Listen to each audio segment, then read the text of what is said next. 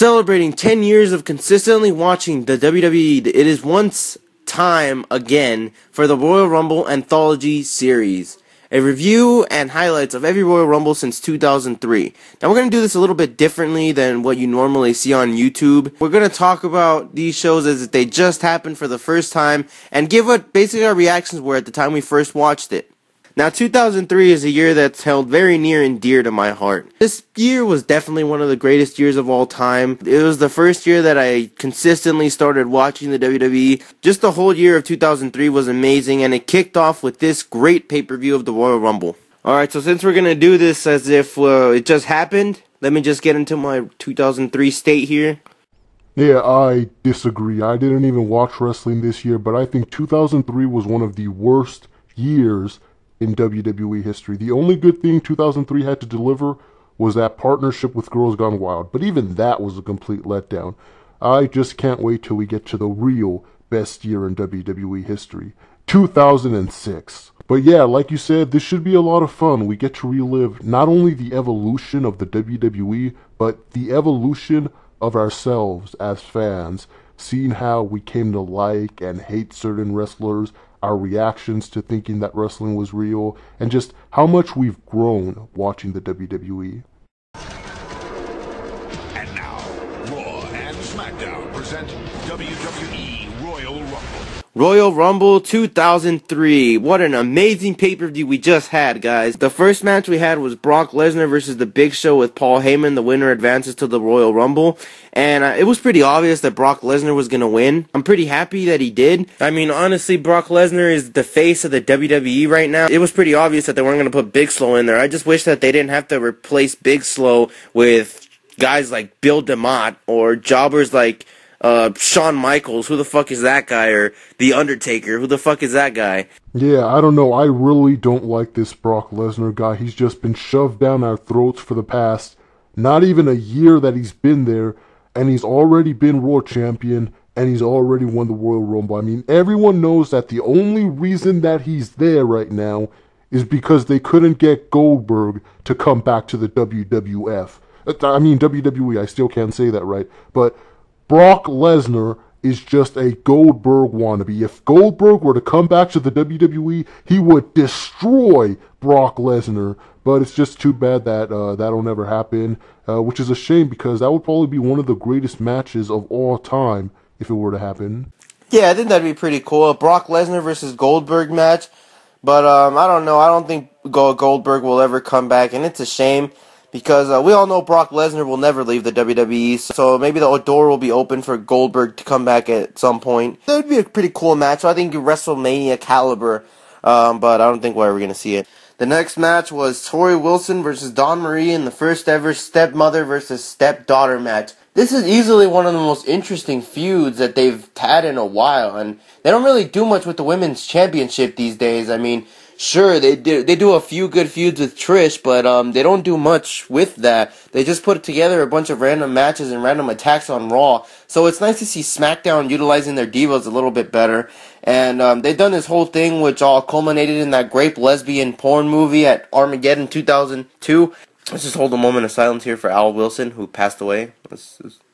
God, what a awful match this was. I mean, sure, the build was great, everything was great about it, except the actual match. Maybe this is why they don't push Torrie Wilson or Dawn Marie as wrestlers. They just like to push them as sex objects. I completely disagree with that. This was the match of the night, in my personal opinion. I love both these girls. I think both of them have bright futures ahead of them. You know, I'd like to see either one of them get drafted to Raw. That way, either one of them could be women's champion. And I think it's a shame that SmackDown doesn't have its own women's championship. I sadly doubt WWE will ever let there be more than one title for the women. But I definitely think that one day, Torrie Wilson will be champion. And I'm actually surprised that her and Stacy Keibler haven't already become champions by now. They're two of the most popular girls in the WWF today, and they entertain me much more than Jazz or Victoria or any of the other ugly girls that they're trying to push right now. So I just really hope that one day WWF can stop pushing these ugly girls and only focus on the ones that are pretty. I mean, you see how well that's working for Trish Stratus right now. You saw how well that worked for Sunny and Sable a few years ago. That's obviously not working for girls like Molly, Holly, and Jazz and Victoria right now. So just imagine a women's division of nothing but Torrie Wilsons, Dawn Marie's, and twins. I'd like to see twins one day in the WWF. That'd be pretty awesome. But that's just my 10-year-old opinion. Just to be clear, I said Torrie Wilson as a wrestler, not as a character. Anyway, I think Dawn Marie is definitely one of the most underrated divas on the roster as well. But at the same time, they're just not getting it done in the ring, so it's unfortunate. I can definitely argue with you that the reason Torrie Wilson and Stacy haven't been pushed is because they're WCW guys, and, you know, seeing as how WCW just went defunct, I think just want to wait till WCW is completely, like, just out of the radar. Which I'm sure it will be soon. No one's going to remember WCW, say, 10 years from now. Tag Team Championship match, Lance Storm and William Regal, the UnAmericans, who were the most over-pushed tag team in 2002, versus the Dudley Boyz. The Dudley Boyz, one of my favorite tag teams right now. I'm pretty pissed off that they didn't win the tag team titles tonight. Mostly because I don't like Lance Storm and William Regal as a tag team. They're in America, you know, either love it or leave it. And even though you guys are white, I don't like you guys. Lance Storm and William Regal are just completely boring. I think if they wanted to go with some kind of racist angle, they should bring in something like, say maybe like French guys or something, since everyone hates France and, you know, they're all obnoxious. If they were to bring in French guys, I think they'd be like an amazing success. World Heavyweight Championship match, Triple H versus Scott Steiner. I don't know why Scott Steiner is in the main event picture. I mean, yeah, he just came to the WWE. Yeah, he's entertaining, but at the same time, look at the feud that they just had with Triple H, one of the best characters in the WWE right now. It was all capped off by a flexing contest. This feud was awful. It was based on them being muscular, which I'm sure Vince McMahon just loved this feud. Triple H keeps the belt. I feel indifferent about it. I mean, on one point, Triple H is the face of the WWE right now, and Triple H he's pretty cool. But at the same time, it seems like they're trying to push and shove Triple H down our throats. They'll just take the belt off him soon. I'm sure he won't keep it throughout the year. So I guess if he had to lose it, I guess it's best that he doesn't lose it to Scott Steiner. Yeah, I completely disagree with that. I really like this Scott Steiner guy, and I'm sad that he didn't win. But I guess it's okay because, like you said, Triple H is pretty cool. I'm sure we're probably just going to have to wait until WrestleMania for Triple H to lose a title. I mean, it's not like he's going to keep fighting for the title for like another 2 years or something. I mean, that'd just be stupid. But even though he didn't win it tonight, I still think it's okay because I definitely think that Scott Steiner will win the title before the year is over because that guy just has everything that it takes to be a main event superstar. I think he's one of my favorite wrestlers right now, so I just really hope that he becomes champion one day. WWE Championship match, Kurt Angle versus Chris Benoit. Team Angle was banned from ringside. What an amazing technical wrestling match. I have a feeling, just a gut feeling, I don't know why, it tells me that 10 years from now, people are going to look at this match and still say it's one of the greatest matches of all time. Everything about this match was amazing. I mean, sure, that you'd give the feud a little bit kind of crappy, but besides that, Chris Benoit showed he can definitely hang with the main event guys. I don't know, I can see him winning the World Heavyweight Championship in maybe like 2 or 3 years, and I'm happy to see Kurt Angle win as well, because Kurt Angle is great. And just two greats going at it, and just a fantastic match overall. Just don't have anything else to say about it except for that. Yeah, again, I'm going to have to disagree with you on that too. I don't really like either of these two guys that much. They're both boring. This match was boring. I highly doubt anyone is going to remember this match 10 years from now. I mean, I doubt anyone is going to remember anything that this Chris Benoit guy ever did because he's just so boring. He is so boring that I bet you could just wipe out his entire history and no one would feel like they missed anything. The Royal Rumble match. Going into this, you didn't really know who was going to win. But then again, it was pretty obvious. I mean, having Brock Lesnar wrestle the first match of the night just to get into the Rumble and him being like a monster that's being pushed to the moon right now, I think it was pretty obvious that Brock Lesnar was going to win. We did have a surprise entrant in the Royal Rumble. The Undertaker made his triumphant return after 2 months off, after the Big Show threw him off the stage. It's good to see the Undertaker back, but I wish he had gone after the Big Show or something. But I guess they're going to discontinue that feud. They're just going to forget that it ever happened, and they're never going to see each other again. I mean, let's face it, The Undertaker has only so many years left in him. He's been in the company for so long. I really doubt that they're going to keep him around for much longer. So, yeah, they're probably just never going to see each other again. And mark my words, people, a year from now, The Undertaker will retire because he just doesn't have it anymore. I don't see him making it very far. Easily one of the most forgettable Royal Rumble matches of all time. If you look back at just the last few years, there's at least been 1 or 2 things that you can take out of it that you remember, like Maven eliminating The Undertaker last year, or Kane eliminating 11 guys 2 years ago, or Chyna competing in the Royal Rumble, etc. This Rumble had absolutely nothing worth remembering. I think years from now, the only thing we're going to remember about this Rumble is who won it, and that's it. Anyway, Brock Lesnar ends up winning, and his monster push continues. So let's just put this into perspective. Over the past 6 months, he has defeated Hulk Hogan, The Rock, The Undertaker, The Big Show, and he's won the Royal Rumble match. That'll just tell you how hard the WWE wants to push this guy. And I gotta say, this guy's really good, and I don't blame them for wanting to push him. I just don't like how they're just doing it so, like, it's almost like they fear that he's going to leave soon, so they're just giving him every accolade they can so he can say he's a great if he ever does leave. But I don't think he ever will leave. Brock Lesnar is definitely loyal to the WWE. He loves the WWE. He loves wrestling, and I don't think he'll ever leave. He's definitely not in it for the money, guys. He is in it for the wrestling. So overall, it was a great Royal Rumble. Just didn't like the World Heavyweight Championship match. I thought the Royal Rumble match was really good. It just wasn't as memorable as one prior, as you mentioned. So this Royal Rumble was really good, and yeah, that's about it. And now, Raw and SmackDown present WWE Royal Rumble. Royal Rumble 2004. Guys, I can't believe we just witnessed. This is one of the greatest pay-per-views of all time. First match, Ric Flair and Batista, who just won the championships last month, randomly. You know, they weren't even supposed to be in that gauntlet match, but I digress. Against the Dudley Boyz for the World Tag Team Championships in a tables match. I don't know why they put the belts on Ric Flair and Batista. I mean, sure, Evolution is your hottest stable right now, but let's face it, Ric Flair, his best years are behind him. I think he's going to die within the next year if he keeps this up. I don't think he could stay an active wrestler for this long. And now, with Batista, this guy is just a crap of a wrestler. I don't think he's going to make it anywhere either. He's just a jobber. Once Evolution breaks up, he's never going to make it anywhere.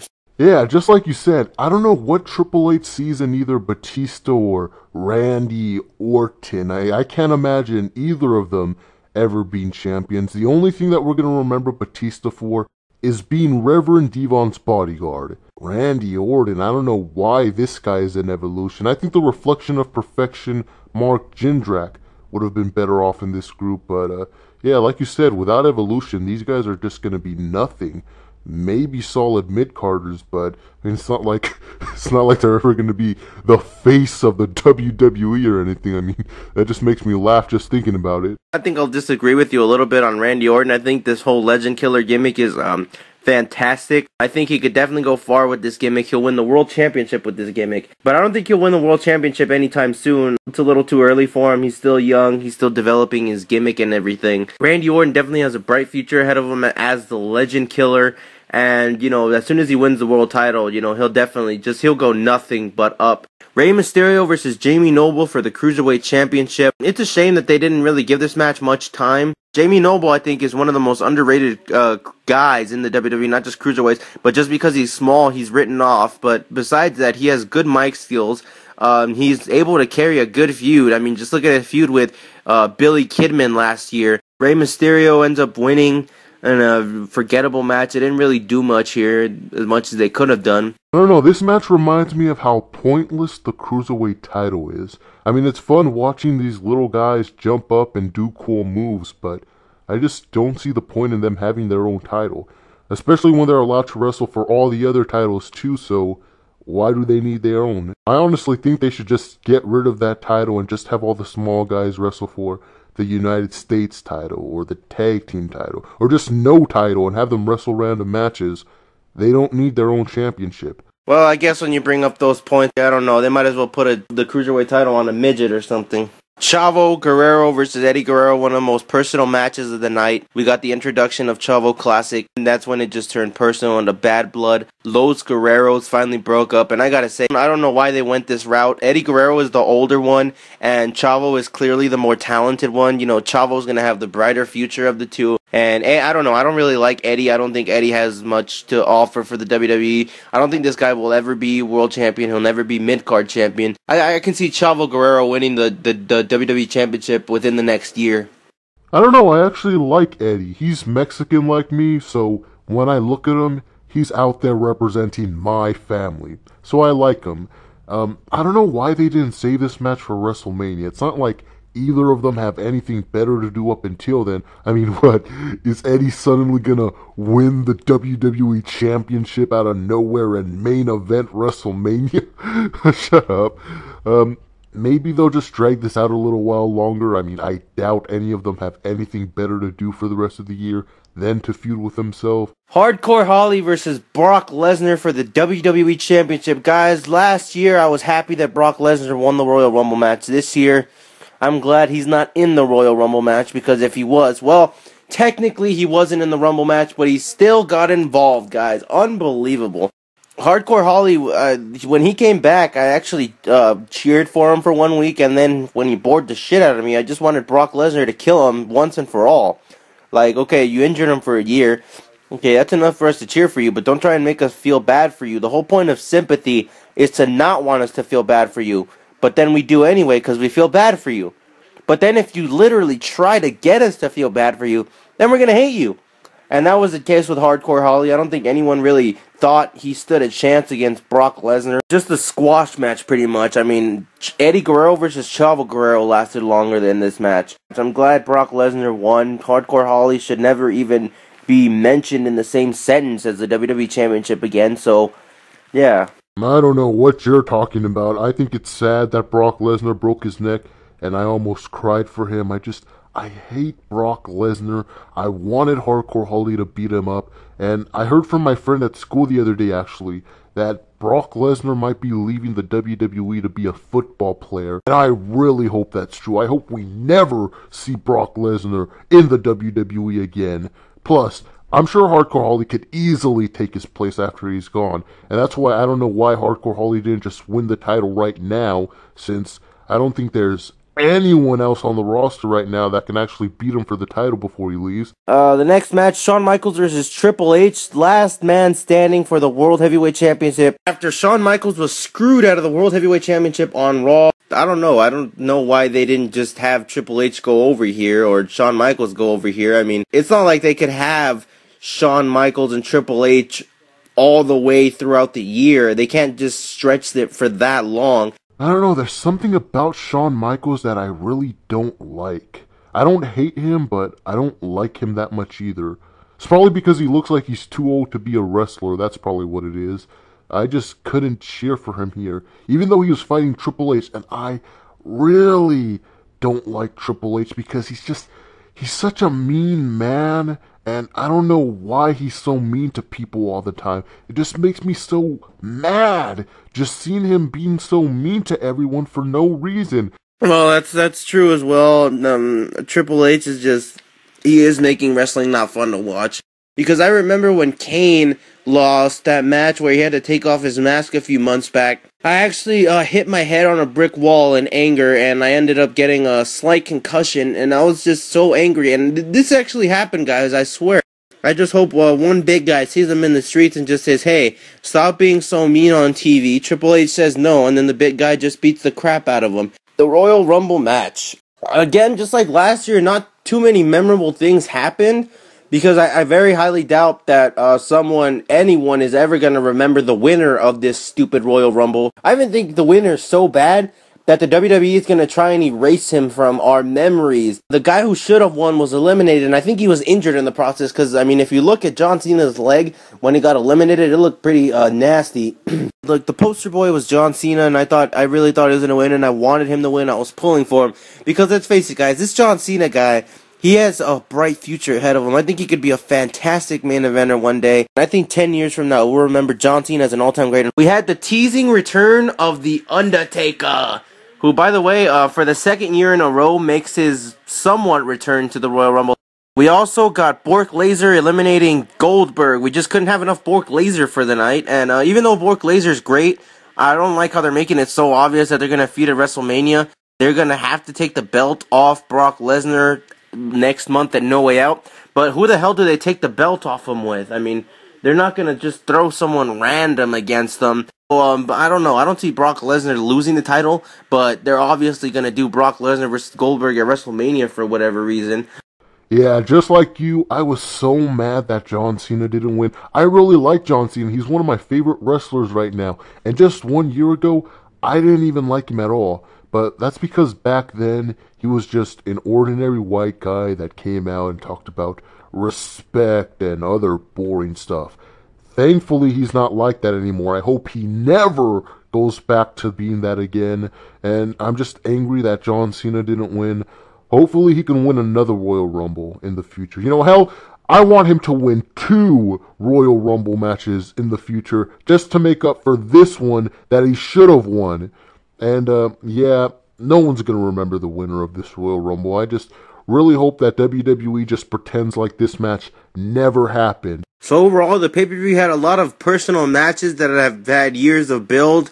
You know, they were all personal. It finally all culminated tonight, especially Rey Mysterio versus Jamie Noble. That match had years of build. And we head into No Way Out not knowing anything about anything that's going to happen at WrestleMania. The jobber that won probably going to face Brock Lesnar. Maybe it's going to be like a triple threat. I didn't think of that. Brock Lesnar versus Chris Benoit versus Goldberg for the WWE Championship. That would seem like, that does not sound like a WrestleMania caliber main event. So it just, I'm not looking forward to the SmackDown portion of the WrestleMania main event. So I just, And now, Raw and SmackDown present WWE Royal Rumble. The Royal Rumble 2005. I've only been watching wrestling consistently for about a year now, and already this Royal Rumble looks like it's going to be one of my favorite pay-per-views of all time. I was emotionally invested into every single match on here, except the first one. I just don't know why The Rock isn't there more often. I thought The Rock invented wrestling. Anyway, the first match, Edge versus Shawn Michaels. I don't know why Edge is so mean all of a sudden. He used to be such a nice guy just a couple months ago, and now he's just so mean to everyone out of nowhere. But yeah, even though Edge is mean right now, I still think I like him more than Shawn Michaels. I don't know why. I know Shawn Michaels is a nice guy, but I can't get behind him for some reason. There's just something about him that I really don't like that much. I definitely agree, just with everything you just said, except for Shawn Michaels. I actually really like Shawn Michaels. I don't know, there's just something about it, like, I don't even know what it is. It's kind of like the reason that you don't know why you don't like him is the reason why I do like him. I just don't know. I think Edge needs to stop being so mean to him. I think the reason that Shawn Michaels super kicked him is because Edge was being mean. I think they could have resolved this with words instead of actual fists. This really just broke my heart to see 2 of my favorites from last year just battling it out. But anyway, no, I disagree with you. I think that Edge guy, is something about him just doesn't say main event to me. I don't know. He's definitely going to break his back trying to be the WWE champion, but I don't think he'll actually do it. The Undertaker versus Heidenreich in a casket match. I know I'm not supposed to like the bad guys, but I like Heidenreich. Everything he's been doing over the last couple of months has been cool. I don't know, it's just he's edgy, he's different, he's entertaining. And all my friends at school like him too, and we're 12 years old. So just imagine how great Heidenreich would be if he was a good guy. But since he's a bad guy, I have to boo him. But I just really love this feud. This has been nothing but entertaining. And I think, years down the line, this is going to be in one of my top 10 feuds of all time. I don't know. I don't think I dig Heidenreich as much as you do. And I especially when he cost the Undertaker the WWE Championship at Armageddon, I never raged as hard as I did that day. I really like the Undertaker. The Undertaker's my favorite. Even though he's kind of scary, he's given me nightmares a few times, but that's okay. This Heidenreich guy, maybe he does have a bright future ahead of him. He's interesting, but he just makes me so mad that I don't want to see him succeed. But at the same time, I don't think the TV would be as interesting without him. So that stuff he did with Michael Cole, like you said, it was interesting. I don't know why people thought it was so funny. I thought it was kind of scary, actually. I don't even think it was that funny. Just like being afraid that Heidenreich might come for you and do the same thing to you. We'll see where Heidenreich ends up by the end of the year. I think by the end of the year, like you said, he'll be a World Heavyweight Champion, no doubt. JBL versus The Big Show versus Kurt Angle for the WWE Championship.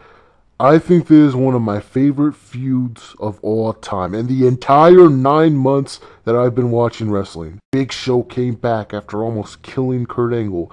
Both Kurt and JBL have formed their own teams to help them beat up the Big Show. And just a lot of really sad stuff has been happening since then. And let me tell you guys, the Big Show is one of my favorite wrestlers right now.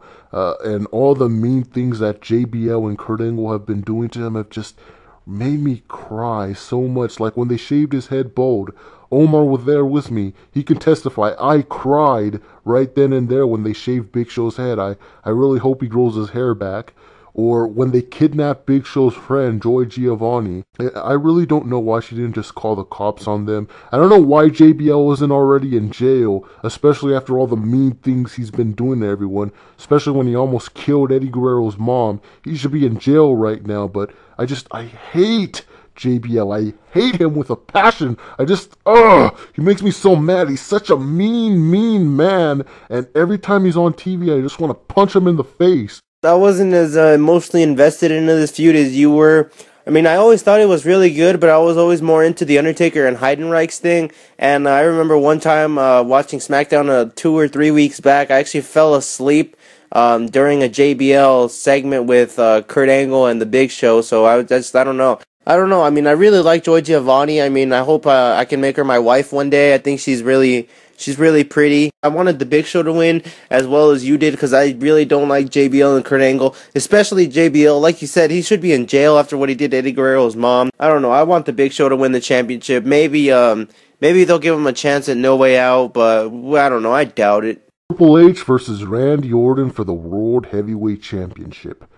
When Triple H beat up Randy Orton for the first time a few months ago, I remember watching that, laying in my bed, with tears rolling down my face. I could not stop crying. That made me so sad because, I mean, Randy Orton never did anything mean to Triple H. He was always his friend, but Triple H doesn't care about that. He only cares about being mean to people. I don't understand. I don't know why him and JBL are just so mean all the time. It truly breaks my heart to see them be so mean. I just really wish someone would stop them from being so mean. I definitely agree. Very sad. I've been mostly invested into this feud. I was so mad that he couldn't get another World Championship match that I grabbed some of my dad's lawn chairs and I wrestled with them. So I pretended one of them was Triple H and I beat the holy high hell out of it with a steel chair and actually ended up breaking one of those lawn chairs. He was very upset. He was very angry. I told him, but Dad, that's Triple H. And he said, I don't care. And then he proceeded to grab the steel chair and hit me with it. So that just shows you how much I hate Triple H right now. He's such a mean man. Like you said, I don't know when he's going to stop being mean. I mean, none of these guys ever do anything bad to him. Like you said, it's heartbreaking. Being as how hard 5th grade is right now, it's kind of easy to see. Being as how, these 5th graders are just all cruel. And maybe they're getting their inspirations from Triple H being mean for no reason. Unfortunately, Randy Orton finally gets his world title match. He doesn't win. I was very upset with this result.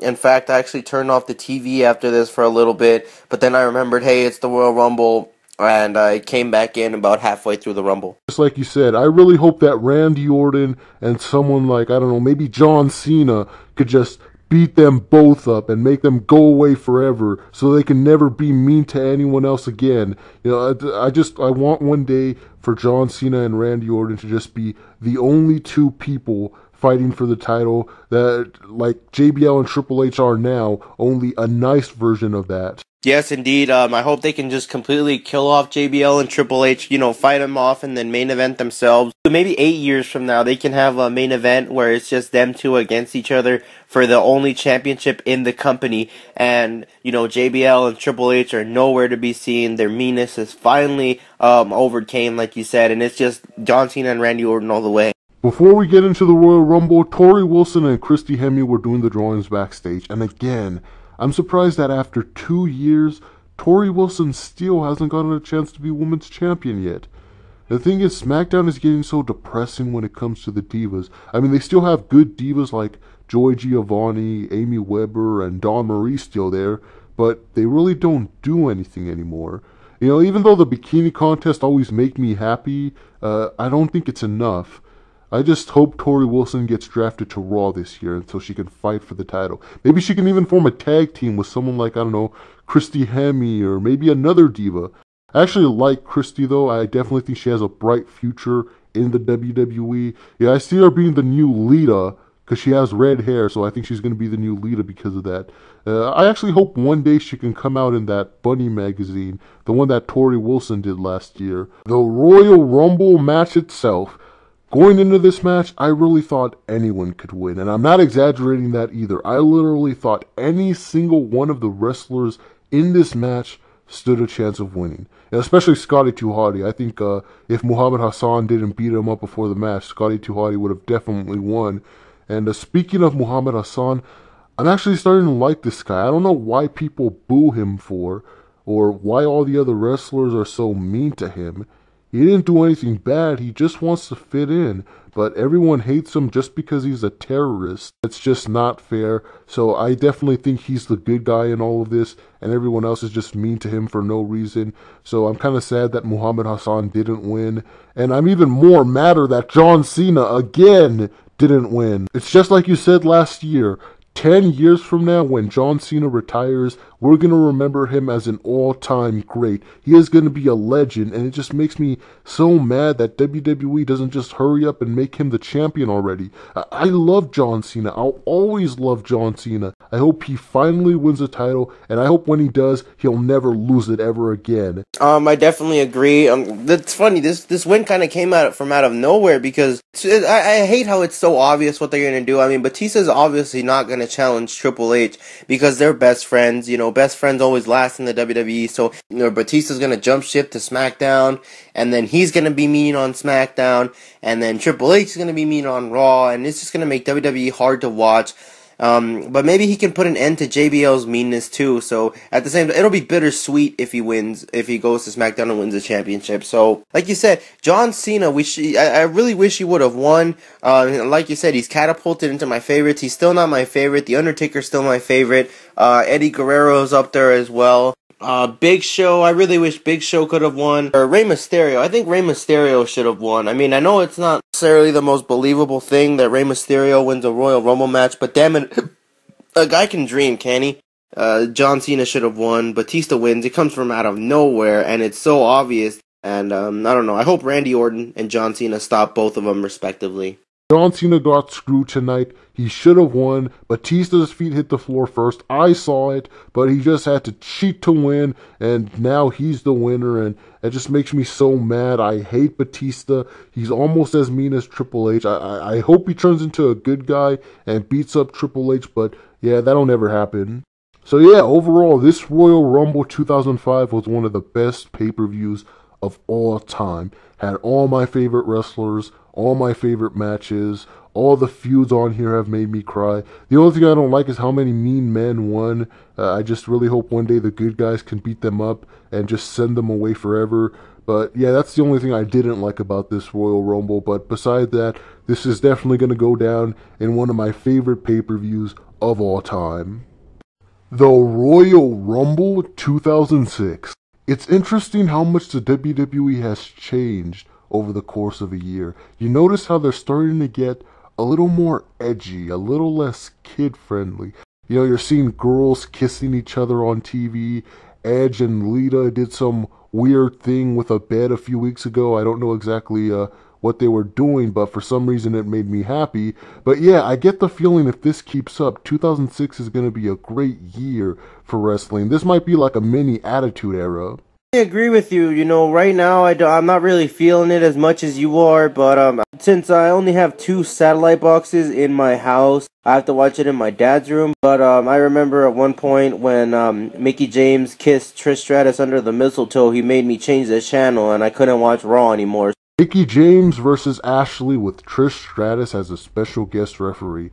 I've only been watching wrestling for about 2 years now, and I have to say, this is turning out to be one of my favorite feuds of all time. Mickie James just barely got there, and I think I'm already starting to like her as much as Melina, because she just does all this cool stuff, like how she kissed Trish Stratus and told her that she has nice boobs. I don't know why seeing a girl do that to another girl makes me so happy, but I don't know, I'm really enjoying it. And this Ashley, she is one of my favorite divas in the WWE right now. I have a lot of favorite divas right now, so I don't know, there's just so many good ones. But Ashley was my second favorite to win the Diva Search. My first was Layla Milani. Since she didn't win, I hope there's never another girl named Layla that wins, otherwise that would make me mad. But I'm happy Ashley won, so I'm just really getting into this feud. You know, it's 2 of my favorites fighting over a girl that I kind of like. Even though I normally hate mean people, for some reason, I think I like Trish Stratus better when she was mean. I just thought she was more, I know this is a bad word, but sexier when she was mean. But I just don't like how she's being mean to Mickie James, though. I mean, Mickie James just wants to be her best friend, and Trish Stratus is just acting so mean to her for no reason. I don't know why everyone is saying that Mickie James is crazy. She's not crazy. She's just a happy person. And I feel bad that Ashley is just so jealous of her that she doesn't want to share her friend Trish Stratus with her. So I'm definitely on Mickie James' side. I think Ashley and Trish are the mean people in this feud. And you know, I wouldn't even blame Mickie at all if just one day she got tired of them being so mean to her that, I don't know, she tied one of them up and beat them up in front of the other one. I really wanted Ashley to win. I thought with Trish as the referee, Ashley would definitely win. But, I don't know, Mickie James is just kind of creepy. She just won't leave Trish alone, and I don't understand why. I mean, I know Trish is really... It's like you said, this is a bad word, but I don't know. I know Trish is hot, but still, I just wish Mickie James would just kind of leave Trish Stratus alone a little bit. I just wish I had Trish all to myself. I kind of feel bad saying this, but I actually think Mickie James is pretty, again, bad word here, beautiful. And I feel like I'm the only person in the world that thinks that. I just want to make her my wife. I don't want anything, you know, perverted with her, because that just makes me sick. So I definitely want to wife up Mickie James, since I'm the only person in the world that thinks he's hot. The Boogeyman versus JBL. The Boogeyman just came out a few months ago, and he's already one of my favorite wrestlers, right next to Eugene and Christian. Oh, well, Christian's on that new wrestling show now called TNA. It just came out a few months ago, so I guess he doesn't count. But still, I'm happy to see the Boogeyman wrestling now. I hope to see him wrestle more often because he's just such a cool wrestler. Now, I know a year ago I said that I hated JBL because he was such a mean man, but ever since he lost the title to John Cena, he hasn't been that mean anymore, so I don't hate him as much now. But I still hate that ugly girl that he has with him. I was happy when the Boogeyman ate her face off. I want the Boogeyman to win the title someday. I think he could be a great champion for the WWE. I feel weird because I actually thought Jillian Hall was attractive with it on, and I always thought, man, if she ever got that eaten off, she would be really hot. And you know, as it would turn out, I was right. And the Boogeyman, I don't know. The Boogeyman kind of scares me. I had a nightmare of him and the Undertaker like hunting me down one time. I mean, I like the Boogeyman, I'm not gonna lie, but he scares me so much that I can't watch most of his segments. And JBL, like you said, his meanness is kind of toned down a little bit, so he's not as hard to watch anymore. But I don't know, I still hate JBL as much as I did back then. He's just not as mean as he was, but he still picks on poor guys like Matt Hardy, who's struggling with his weight at the moment, and the poor guy just had his heart broken by Lita. The first match of the night, Cruiserweight Invitational for the Cruiserweight title. Now, when all the SmackDown guys came out, I was happy because I like all of them, except Jamie Noble, so I would have been happy no matter which one of them won. But what surprised me was Gregory Helms, a Raw guy, joined the match. And for everyone who doesn't know, Raw and SmackDown are two completely different wrestling shows. So this is a really big deal. And I didn't want him to win. I wanted the SmackDown guys to win. I wanted them to get together and just beat him up for invading their show. But Gregory Helms actually won the match. You know, everyone's saying that he's this Gregory Helms guy is supposedly the Hurricane. I don't believe that at all. The Hurricane was a good guy. This guy is obviously an evil supervillain, probably his evil twin or something, bent on taking over the world. I'm sure one day the real Hurricane will come back and just put an end to this guy and save the world again. President arrest Gregory Helms for this. I mean, how could you just go to the SmackDown after being on Raw? That's like immigrating country. It's hard to believe that they let him get away with it, but now he's a Cruiserweight champion, so I guess he's going to stay on SmackDown. I mean, there's no way he can go back to Raw after this, after he turned it back on Raw like this. And like you said, I really doubt this is the Hurricane. The Hurricane is a superhero. He'll never turn his back on us. Like you said, I wanted to see the SmackDown guys just team up on him and be like, no, you're a Raw guy. You don't deserve to be here. You're being mean. No, they didn't do that. Gregory Helms ends up winning. But I don't know. I don't think they'll keep the strap on him that long. I think he seems like a boring version of the Hurricane, so I doubt he'll last very long. Before we get into the Royal Rumble match, Torrie Wilson and Candice Michelle were doing the drawings backstage, and ever since they came to Raw, they've made the Divas fun to watch again. This is exactly what the division needed, a good, mean girl team to help spice things up. You know, ever since Trish Stratus left, it's needed spicing up. So I'm happy to see Torrie Wilson is back on Raw. Maybe she can finally win the Women's Championship now, maybe at WrestleMania. I like Candice Michelle to win it too, but I don't think she should win it before Torrie. You know, Torrie's been waiting way too long. I think Candice can wait her turn. And you know what? Actually, maybe when Torrie wins it, she can wrestle Candice for it. You know, I think those two could have a great match. I think it just needs a stipulation, something like, I don't know, bra and panties or a pillow fight. Or I don't know, maybe just some sort of match where they can just wet each other. I think that would probably be one of the greatest matches of all time. The Royal Rumble match. I was so happy when Triple H came in at number 1. Finally payback for all those years of being mean. And I'm glad that Rey Mysterio didn't come out at number 1, though, because if he did, I don't think he would have won it. But I'm just so happy that he did win. Ever since Eddie went to heaven a few months ago, Rey Mysterio has turned into my favorite wrestler in the WWE. This was probably the most I've cried watching wrestling when Rey Mysterio won. It just made me so happy. You know, he's doing it all for Eddie. Eddie's ghost is helping him win matches, and that's just so heartwarming.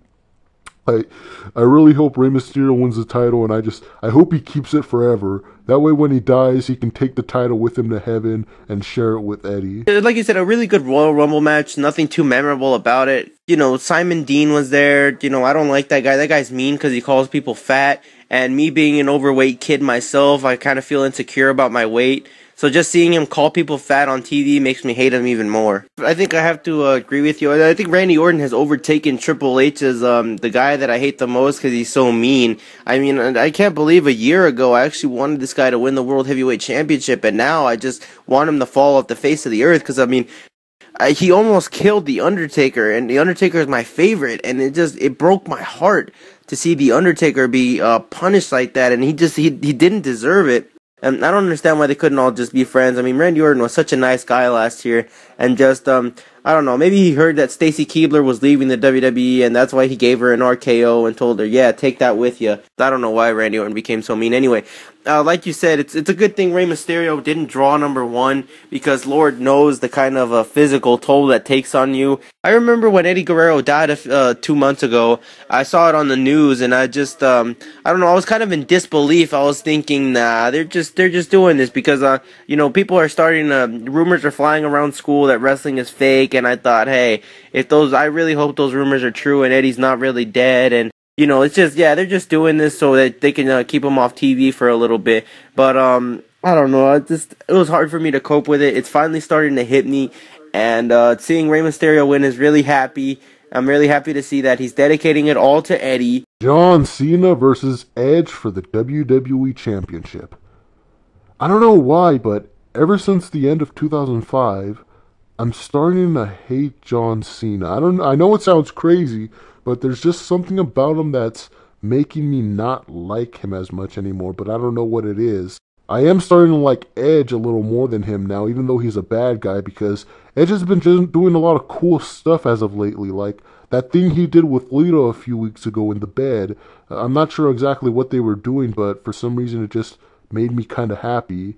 You know, John Cena has never made me feel that happy before, so I kind of wanted Edge to win, but I guess it's okay that John Cena won because he's still pretty cool, but I'm just starting to not like him that much anymore. Maybe it's just a phase I'm going through right now. I'm sure I'll get over it. If I don't hate Randy Orton the most, I think I hate Edge the most. You know, if these two were to ever form a tag team, there would be no tag team that I would ever hate as much as these two. But anyway, like you said, this Lita girl makes me mad because she broke Matt Hardy's heart. I hate Edge. I just hate Edge so much because, like you said, that thing he did with Lita was cool in the bed. I'm not sure what they were doing down there. I mean, I don't know. Edge is doing cool things. I don't know. I just hate him because he's so mean, and he has no reason to be mean. He used to be such a nice guy, and now that with Lita, he just becomes that much more mean. And I'm happy John Cena won the championship. I was so happy when he won. I didn't want to see Edge be the champion because I knew that Edge didn't have what it took to be in the main event. And there's just something about him, like that same thing that you don't like about Shawn Michaels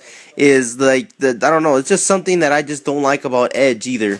Kurt Angle versus Mark Henry for the World Heavyweight Championship. Kurt Angle finally came back to SmackDown, and ever since he came back, you notice how he's been a nice guy again. And I think the only reason he was so mean on Raw was because he was homesick and he wanted to be back on SmackDown. So now that he's back, he's happy again. But I really hate Mark Henry. He makes me so mad. The way he hurt Batista and made him leave. I hate Mark Henry. I really wanted to see Kurt Angle hurt Mark Henry and make him leave too.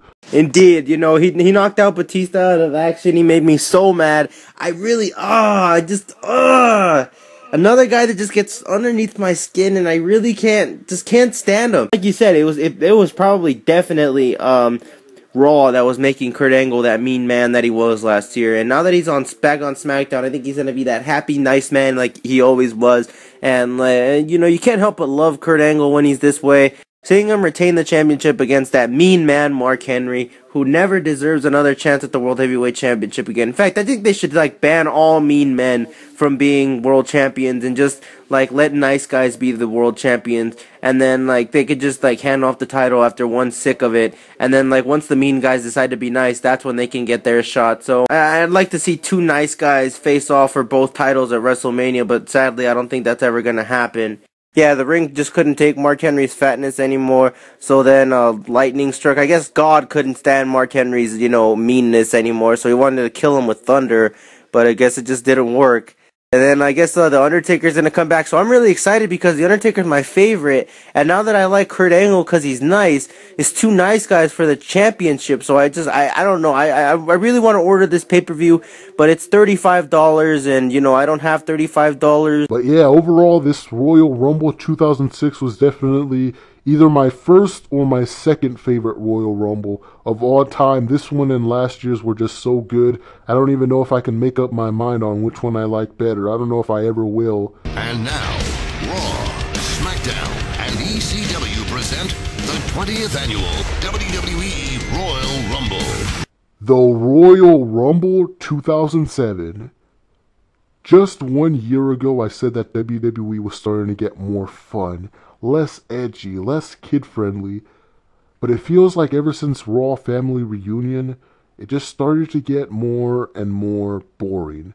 And this pay-per-view tonight was an example of just how boring the WWE is to watch today. One thing we should definitely talk about before we get into everything on the show was JBL on commentary. Now, we spent the last couple years hating on JBL for being such a mean man to everyone, but JBL's commentary is really making me start to like him a lot. You know, he always makes sense, he always makes me laugh, and always makes me think, I don't know, I think 2007 has the makings to be a really good year. I mean, they have a lot of good young guys. I think the only way that this could bomb is if everyone got injured or something, but I mean, only so many guys can get injured at once. I don't think it'll be some kind of domino effect, but JBL is okay, but sometimes he kind of bores me, kind of puts me to sleep. Keep in mind that I'm only 11, so I don't really know most of what he's talking about, and he kind of, I don't know. I like Taz a lot better with Michael Cole on SmackDown. Just like, not necessarily Taz is better, but just the team of Taz and Michael Cole is better than the team of Cole and JBL. The Hardy Boys versus MNM. Now, it's nice to see MNM come back because I really did not like Johnny Nitro on his own. I don't think that guy has any potential to be anything on his own. The only thing that I liked about him has been Melina. Without her, I don't see his career going anywhere. So I hope they keep MNM together for the rest of the year. Or at least if they break up, I hope Melina can win the women's title off of Mickie James. Because Melina is still my favorite diva of all time. Plus, I'm starting to not like Mickie James as much. Ever since she turned good, she's just not the same person anymore. You know, I hope she doesn't start getting boring to the point where I'm going to start having to spend the next 5 years waiting for her to go bad again. But that's beside the point. Back to the match. This whole feud started back at one of the greatest pay-per-views of all time, Armageddon 2006, when Jeff Hardy broke Joey Mercury's face with a ladder. And I had the same reaction as JBL did during that match. I hated Joey Mercury because he was so mean, but after that happened, I started wanting to cheer him again because I just feel sorry for him. But people still boo him, so I'm kind of confused about that.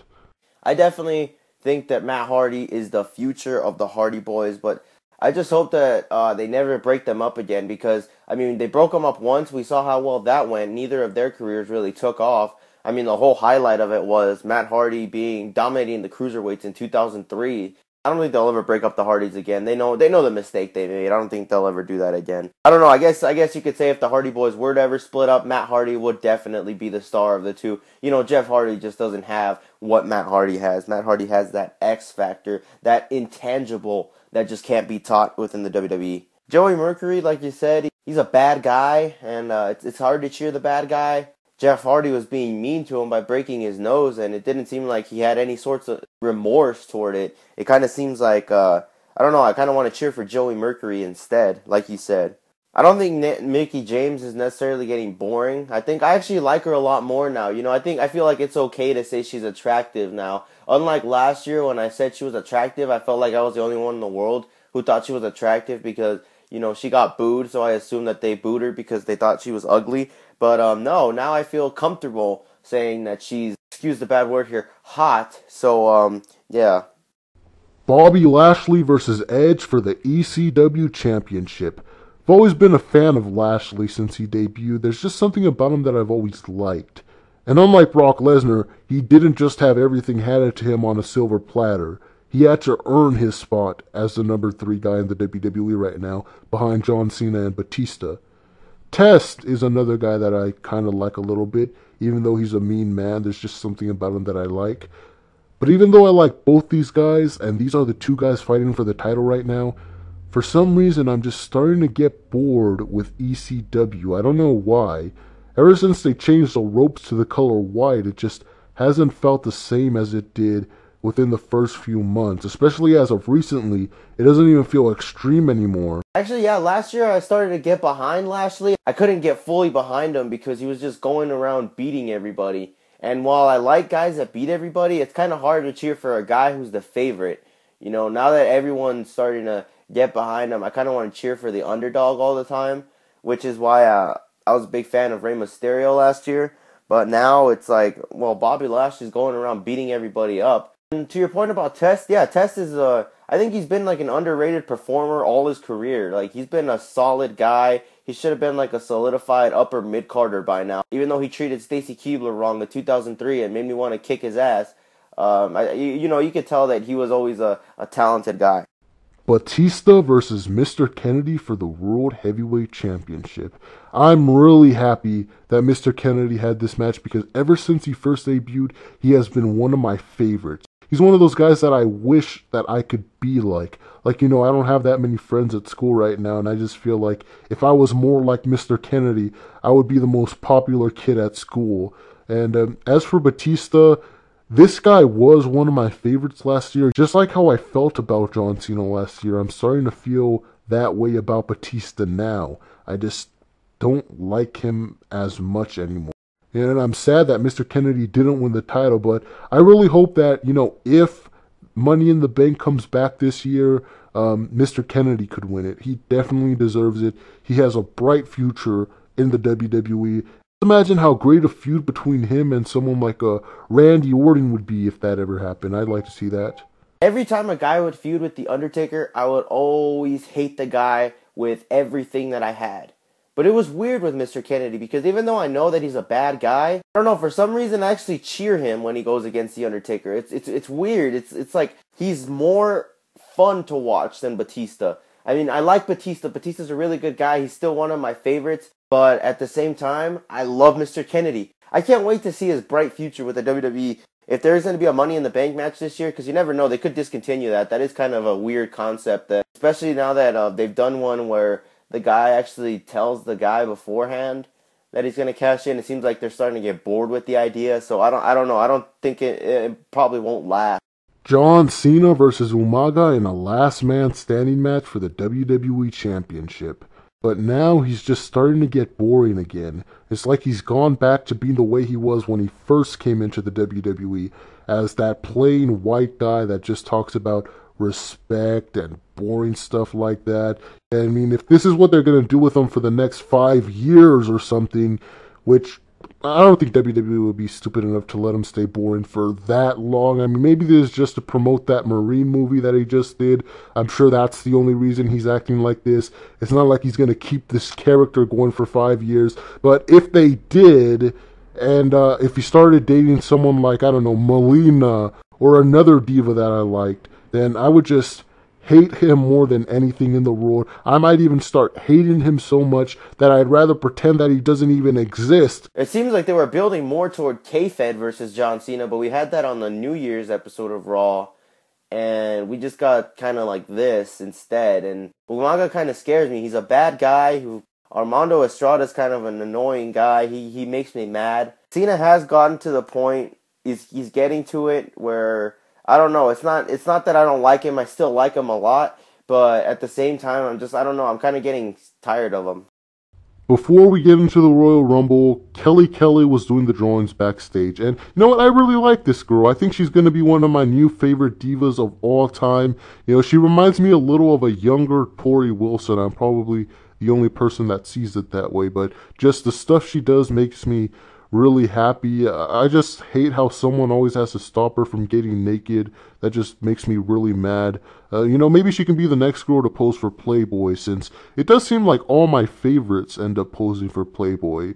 So I'd like to see that. But if it's not Kelly, then hopefully it's either Ashley or Maria. I'd like to see either one of them because, you know, I like them both, and I actually think that Maria is one of the most pretty girls that I've ever seen in my entire life. Right next to Kelly's friend, Brooke. I think she's definitely going to be the breakout star of Extreme Expose. If only they could just get rid of that stupid, ugly-faced Layla and replace her with another pretty girl. You know, WWE has a lot of pretty girls right now. I just really hope that one day WWE can only use the pretty girls and just no one else, but that's just my dream as a 13-year-old boy.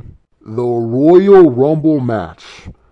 This was easily one of the worst Royal Rumbles of all time. This just had every wrestler that I hate right now. There was only about 6 guys in this entire match that I actually like. And that's Edge, even though he's starting to get boring since Lita left. Kane, even though he's kind of starting to get boring now. I hope maybe one day he can start a tag team with the Boogeyman or something. That'd be pretty cool.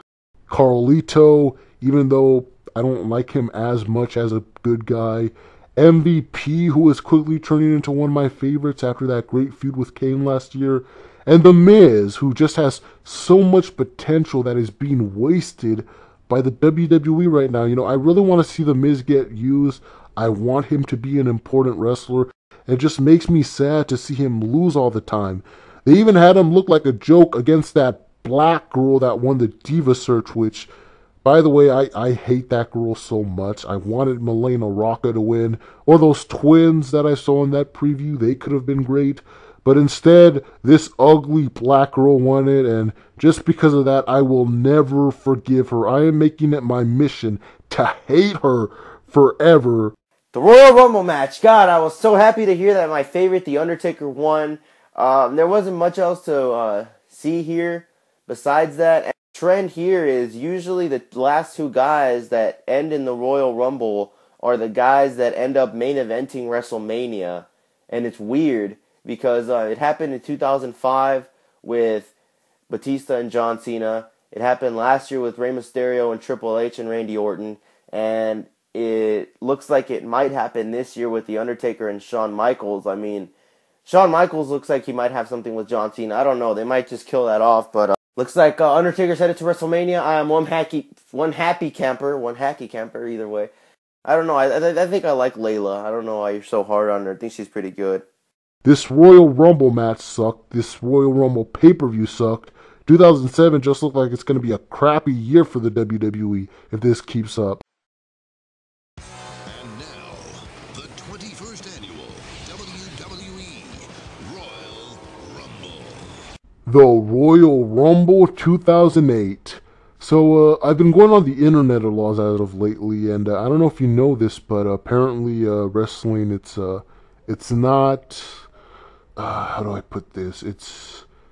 They're not really fighting each other. They're not really mean people. It's like a TV show. It's not real, I guess. I don't know about that whole wrestling is fake stuff you're hearing on the internet. I think that's all a hoax.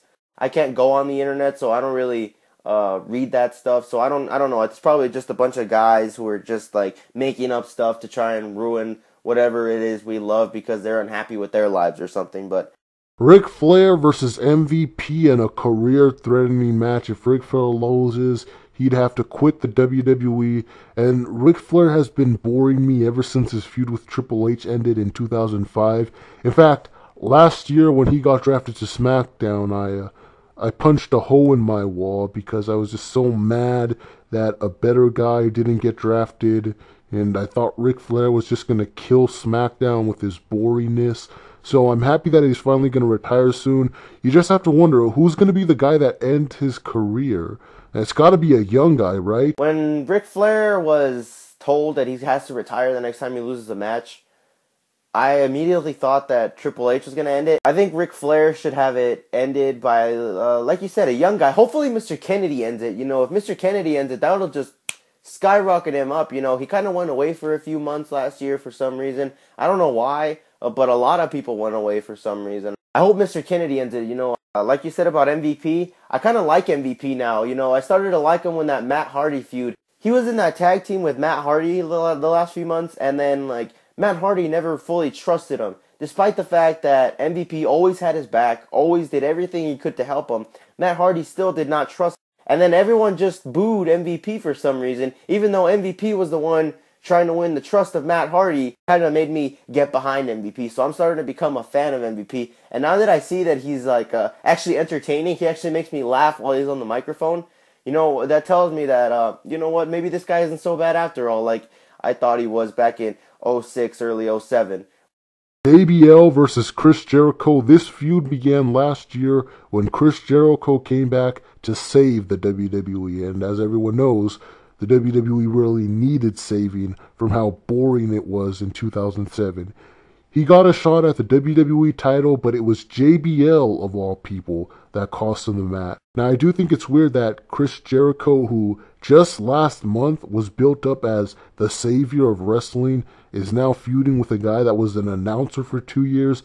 But hey, JBL is finally out of retirement, and now that I know wrestling isn't real, and that JBL wasn't really such a mean man in real life, I'm actually happy to see him back. After listening to him on commentary for 2 years, I've grown to become a fan of his. I'm happy that he's back, and I just hope one day when he retires, he can come back to being a commentator again. Guys, when JBL came back and took out Chris Jericho, I was sort of happy inside, you know. I don't want to see him come back. He's a bad guy. He's mean. I just want to see Chris Jericho beat him up back into retirement. The reason I'm happy is because, well, it's more bittersweet because I don't want to see JBL return, but it makes me happy at the fact that Taz might finally come back to SmackDown. You know, he went to ECW, he still announces there. His team with Joey Styles isn't bad. I just miss the whole Michael Cole and Taz announce team. Jericho definitely, I think he saved the WWE from being boring because, like you said, over the past year, it's kind of sucked. It was pretty boring. The only good thing was that The Undertaker was in the main event the whole year, and we had that whole Batista versus Undertaker trilogy of matches. They were all amazing. But the rest of it was pretty boring. I mean, John Cena versus Lashley was cool, but for the most part, it seems like 2007 just completely demolished all that 9 years of great shows. Wow. Chris Jericho's back. It seems like with these returns, the WWE is starting to get better, because over the past few months, it really has started to get better.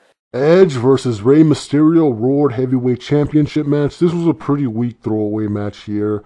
Not actually a big fan of either of these two anymore, which is crazy because just 2 years ago, Rey was my favorite wrestler, but now that I think back, I think the only reason I liked him was because of Eddie Guerrero. And I was never that big of an Edge fan to begin with. I just like the cool stuff he did in 2006.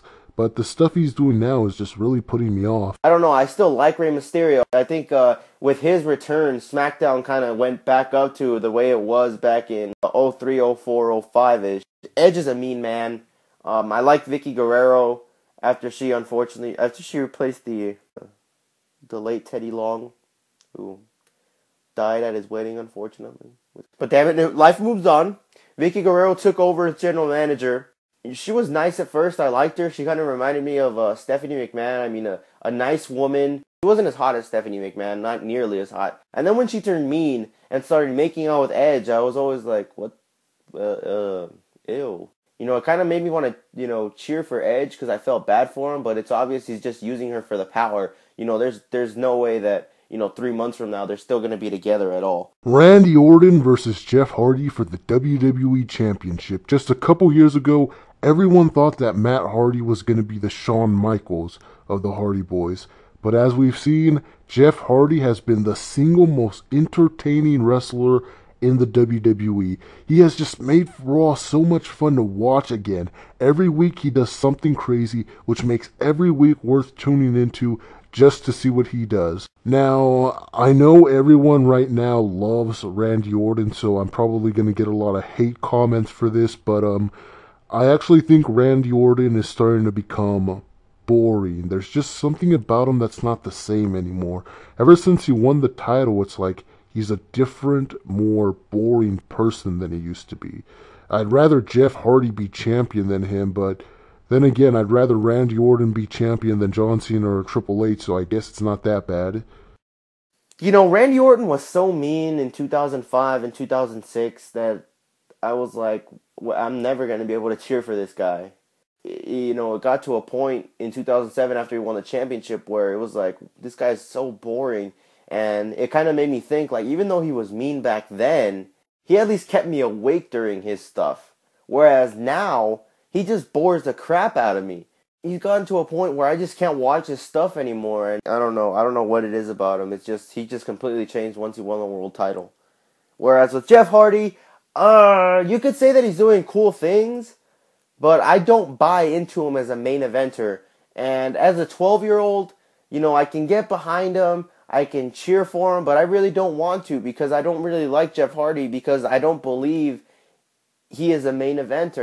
Or where he beat Triple H last month, it kind of like took me aback. I'm like, wow, that was a fluke.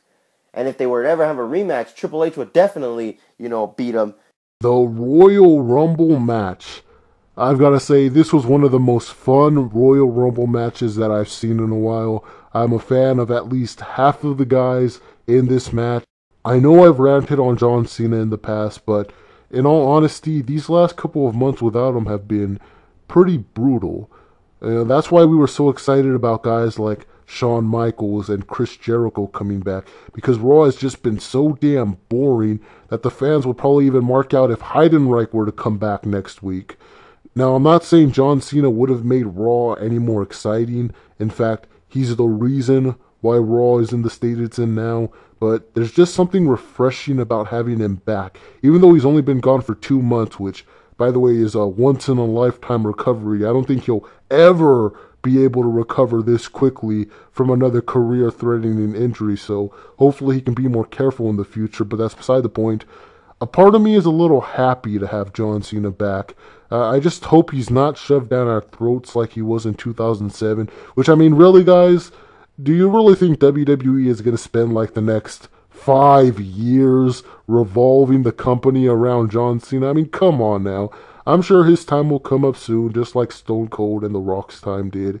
And he'll probably only be on top for at least like 3 years at the most. Guys like Mr. Kennedy, MVP, Carlito, Matt Hardy, Santino Marella, Shelton Benjamin, and The Miz will have all been world champions by then, and you'll just see John Cena start to phase himself out and let these younger guys start to, top over him. John Cena came back. Over the past year, John Cena's gotten to a point where I started to boo him. And then he just goes on this whole reign of terror where he just beat up guys left and right, anything thrown in front of him. For WrestleMania, I actually cheered for Shawn Michaels.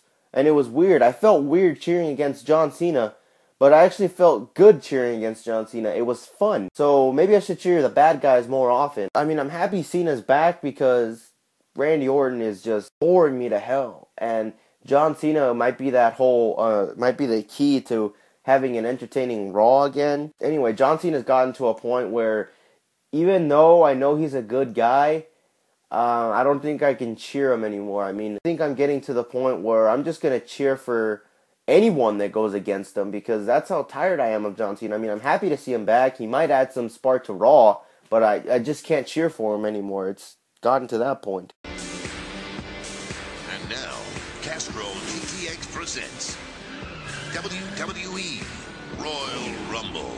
The road to WrestleMania begins tonight. Royal Rumble 2009. I kind of took a little bit of a break from the WWE. It was like sporadic breaks.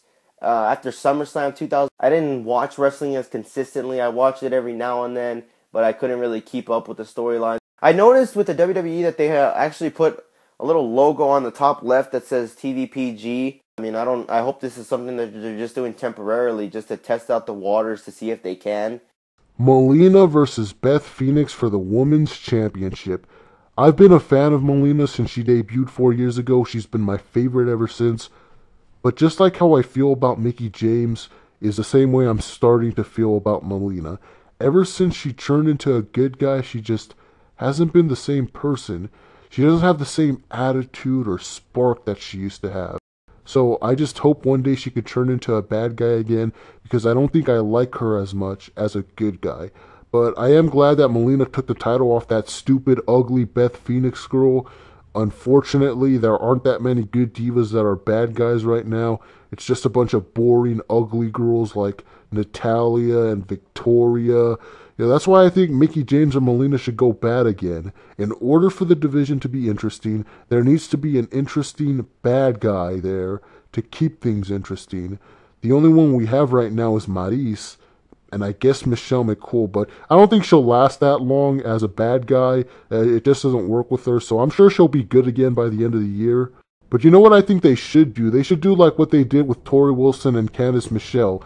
Put two hot mean girls together and have them dominate the division. That could work. Like they're trying to do that with Natalya and Victoria right now, but it doesn't work because they're ugly. It has to be two hot girls, so I think they should do that with those twin girls that are from SmackDown. Something just tells me that they make really good bad guys. One of them already kind of reminds me of Melina. I don't know which one it is, but there's just something about that one that I like. And I think if she was to start acting more bad, she might be my new favorite diva. I never really liked Melina. Beth Phoenix, again, I'm not interested in what she's doing. Just the thing with Santino, but my interest in this match kind of represents my interest in the divas at the moment, and the only one that I really like is Maryse from SmackDown.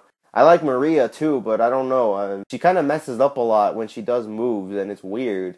I don't know if they have a word for that. Those twins you're talking about, I cannot stand those.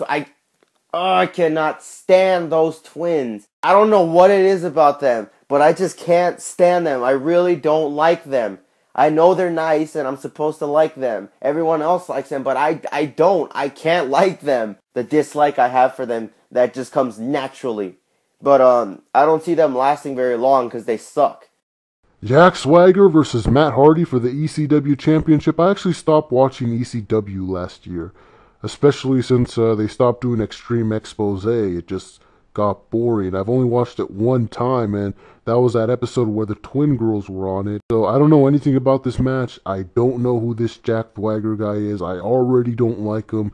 He just seems like one of those guys that I'm just never going to like. I don't really watch ECW either, like you. I don't really like Matt Hardy. He kind of made MVP seem meaner than he actually was. He came back in Backlash and just beat MVP for the U.S. title, and I was unhappy to see that. I wanted to see MVP keep the U.S. title for a little while longer, even though he already had it for like almost a year. Jack Swagger is actually a really entertaining guy. He just came in, and I'm already like, wow, this guy's actually pretty good. So maybe I will start watching ECW now that Jack Swagger's the face of it.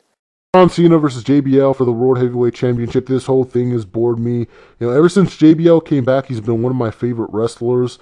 I'm mad that he didn't win the title from that stupid face CM Punk, but I've just really been into everything that JBL has been doing since he came back, except for this feud.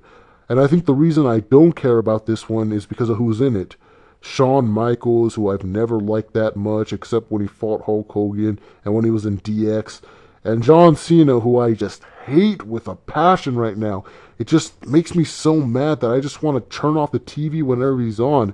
And it's funny because that's exactly how I felt about JBL just a few years back. I actually think I'm starting to like the bad guys more than the good guys now, which is weird because I used to hate the bad guys with a passion. Now, the good thing is I highly doubt 5 years from now at, say, the Royal Rumble 2014 that John Cena is still going to be wrestling for the world title. I'm sure he won't be there for that long because they can't keep pushing him for that long without people starting to lose their interest. Like, I don't know, for some reason I get the feeling that if they keep pushing John Cena this way, a lot of people are going to stop watching wrestling this year.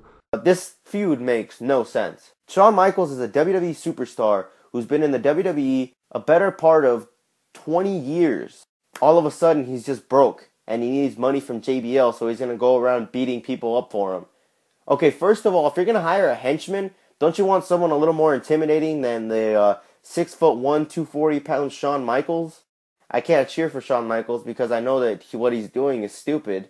And with John Cena, just like I said last year, it's gotten to a point where I'm just going to cheer for anyone that goes against them. Not necessarily. It doesn't even have to be a guy that I like. And I don't know what the hell it took Shawn Michaels this long for to turn on JBL for. He's only been working for JBL for a short time, so I guess JBL must have been paying him boatloads of money if Shawn Michaels can go from broke to ultra rich where he can turn on JBL like that. Edge versus Jeff Hardy for the WWE Championship. This made me so mad.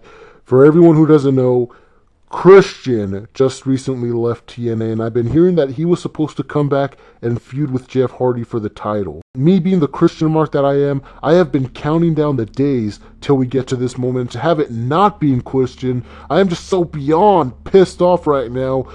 But on the bright side, Matt Hardy finally turned on Jeff Hardy, which is good because this is what we were waiting for. I think the only reason they built up Jeff Hardy as good as they have been is so that Matt Hardy looks that much better when he beats him. That way Matt Hardy can be the one that makes it the farthest in the WWE. Words cannot express how unhappy I was when Jeff Hardy won the WWE Championship last month at Armageddon. It was stupid. I mean, Triple H was getting to the point of John Cena where, I was tired of him just beating guys left and right. And Vladimir Kozlov, I hated Vladimir Kozlov. And that explains why probably I kind of got out of wrestling, just because I couldn't stand the main event picture on SmackDown or on Raw for that matter, with John Cena being like the whole head of it. Anyway, Edge came back at Survivor Series, another guy who I guess the stuff that he does is more interesting than the other three that I just named. Maybe that's why I kind of started to get back into wrestling. Matt Hardy finally turns on Jeff. I'll probably just get into this feud because they'll be beating each other up. So if Jeff Hardy gets beat up by Matt Hardy, I'm not cheering Matt Hardy. I'm cheering Jeff Hardy getting beat up. The Royal Rumble match. This match went completely opposite from how I wanted it to go. Everyone that I hated stayed in it for the longest, that being Rey Mysterio, John Morrison, Finlay, Rob Van Dam, Chris Jericho, Triple H, Randy Orton, CM Punk. I really hate that guy. I hope he gets fired. And everyone that I like got eliminated the fastest. The Miz, MVP, Santino, the Brian Kendrick. On top of that, Christian didn't come back and win it either. It was Randy Orton, which was stupid because he didn't need to win it. The Miz should have won it. And I know everyone loves Randy Orton, so again, I'm probably going to get a lot of hate for this, but Randy Orton is even more boring now than he was last year. This feud with the McMahons isn't interesting to me at all. In fact, every night that I watch Raw, I literally fall asleep when watching Randy Orton on TV, and I am not making that up. I'm probably the only person in the entire world that thinks Randy Orton is boring, but I don't care. This is just a terrible Royal Rumble match to cap off a terrible Royal Rumble pay-per-view. Guys, I am so happy that Randy Orton won. Now, you might be asking why. After last year, he was so boring. But now that he's doing all these cool things, it kind of makes sense as to why he would be boring. Sure, he kind of speaks in monotone like Chris Jericho, but Chris Jericho didn't do the cool things, and Chris Jericho doesn't have the excuse. Like, I think they said he has some kind of disease where he can't really yell, or else he'll get too mad and he'll do something he'll regret later. All of a sudden, Randy Orton's probably the only thing that's keeping me watching the WWE right now. So, I don't know, I'll keep watching because of Randy Orton and just everything that he does. Like, it was a great decision to have him win the Royal Rumble. It was awesome.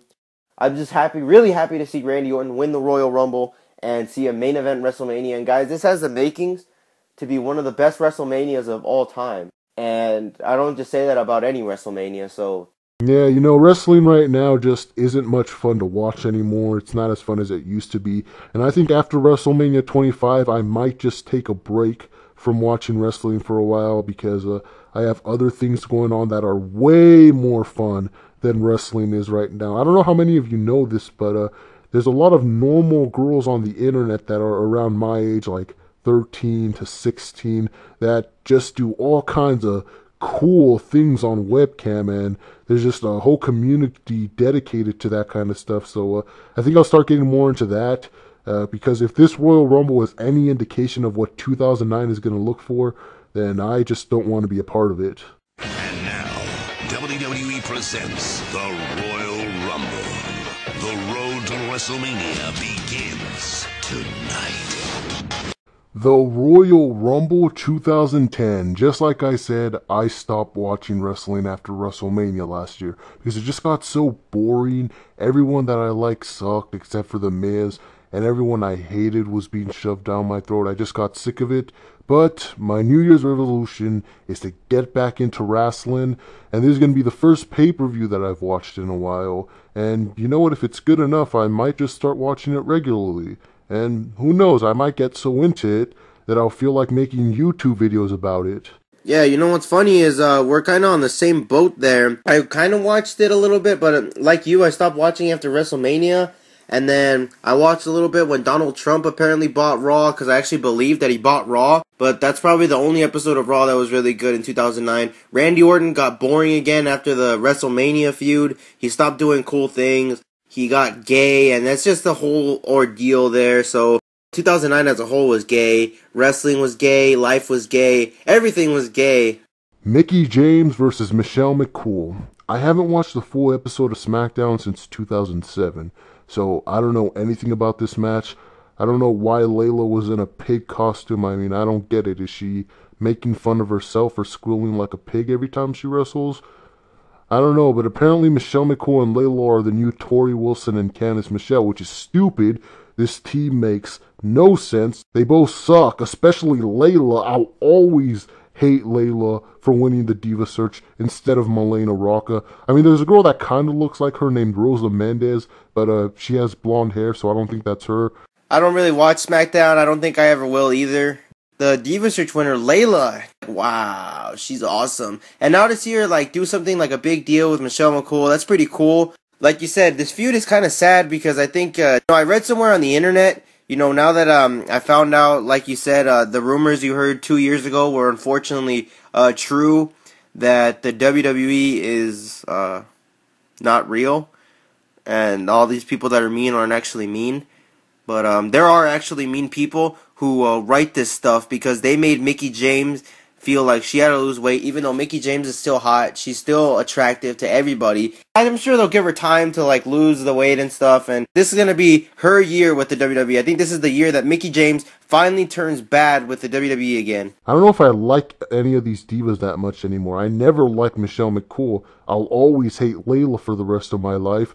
I don't like Mickie or Melina as good guys. I think out of all the ones that came out, the only ones that I'm interested in are those twin girls. I think they definitely have a bright future. Maybe they're setting them up to defeat Laycool. That'd be pretty awesome. That could definitely be a WrestleMania caliber match right there. The Bellas versus Laycool. There's also this girl in NXT. Her name is AJ Lee. She's pretty awesome. I think she can make it far. I said NXT, that's funny. Those 3 random letters popping out of my mouth. I meant FCW. I'm sorry about that. Yeah, I don't know about that AJ Lee girl. I don't think she has what it takes to make it. You know, out of all the FCW people, I think I hate her and that British guy, that Knight something. Yeah, that guy definitely sucks. I see no future for either of those two. I definitely disagree with you. Lawrence Knight has a bright future ahead of him. And I think as soon as he goes into the WWE, it's going to be nothing but bad news for the rest of the superstars. Christian versus Ezekiel Jackson for the ECW Championship. Even though I stopped watching Raw and SmackDown, I was going to try to keep up with ECW last year just to watch Christian. I have watched a few episodes though, and from the little I've seen, I really like that Zack Ryder guy. I think he's pretty unique. I think he might be one of my favorites right now. In fact, I actually created a Stickum and Blog TV profile named after him, so... I also like that Sheamus guy when he was on there. That's why I was happy when he won the WWE title. But I'm getting off track here. I haven't watched ECW recently, so I don't know anything about this feud. That's why I'm rambling. I'm happy Christian won, but at the same time I'm not, because I want him to leave ECW already and go to Raw or SmackDown so he can main event all there.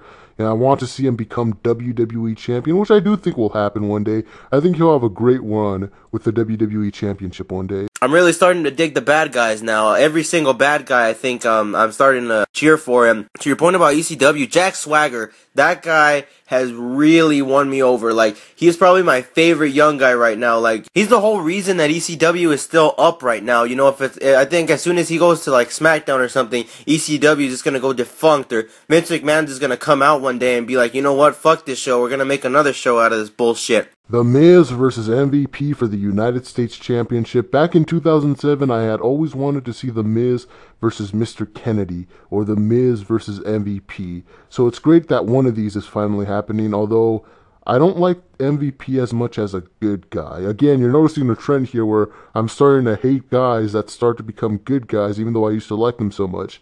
I don't know what it is, but MVP is much better as a bad guy. I'm happy that The Miz is finally getting the push that he deserves.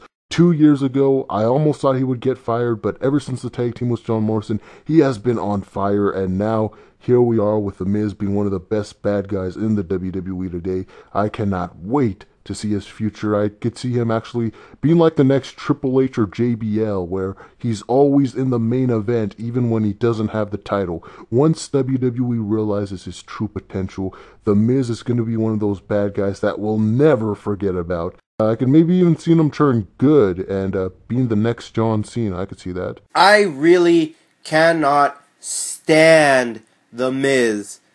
It is to a point where I cannot watch any of his promos. Even though I like bad guys for the most part, The Miz is just one bad guy that I don't think I will ever cheer. He cuts good promos, I'll give him credit, but just the way that he does it, like, I don't believe you believe that.